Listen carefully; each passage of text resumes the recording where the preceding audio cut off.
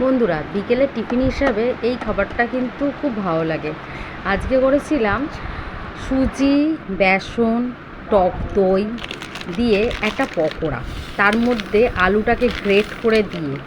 ঠিক আছে, চলো কীভাবে বানিয়েছি দেখিয়ে দিই। সুজিটাকে প্রথম নিয়েছি পরিমাণ মতো, তারপর তার মধ্যে দিয়েছি বেসন পরিমাণ মতো, যতটা লাগবে আপনাদের যেরকম মনে হয় যে এরকম পরিমাণ বানাবেন সেরকম নেবেন।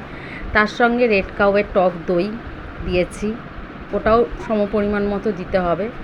দিয়ে সামান্য একটু জল দিতে হবে, ও দিয়ে ওটাকে মাখিয়ে মিনিমাম 10 মিনিটের মতো রাখলেই হবে। তারপর একটা আদা গ্রেট করে নিয়েছি, কুচিয়ে নিয়ে আদাটাকে গ্রেট করে নিয়ে ওর মধ্যে দিয়ে দেবো। দিয়ে ওটাকে একটু নুন দিয়ে ভালো করে মাখিয়ে নেব। তারপর আলুগুলো যেটা গ্রেট করে জল জড়িয়ে রেখেছিলাম ধুয়ে, সেটা থেকে জল ভালো করে চেপে বার করে নিতে হবে, নিয়ে আলুগুলোকে ওর মধ্যে দিয়ে দিতে হবে। তার সঙ্গে দিয়েছিলাম সামান্য পরিমাণ খাবারের সোডা। খাবার সোডাটা দিলে বেশ মুচমুচে হয় জিনিসটা, কোনো মুচমুচে খেতে হয় পকোড়ার মতো। তারপর কড়াইতে একটু তেল দিয়েছিলাম ওতে একটু ফোড়ন দেওয়ার জন্য।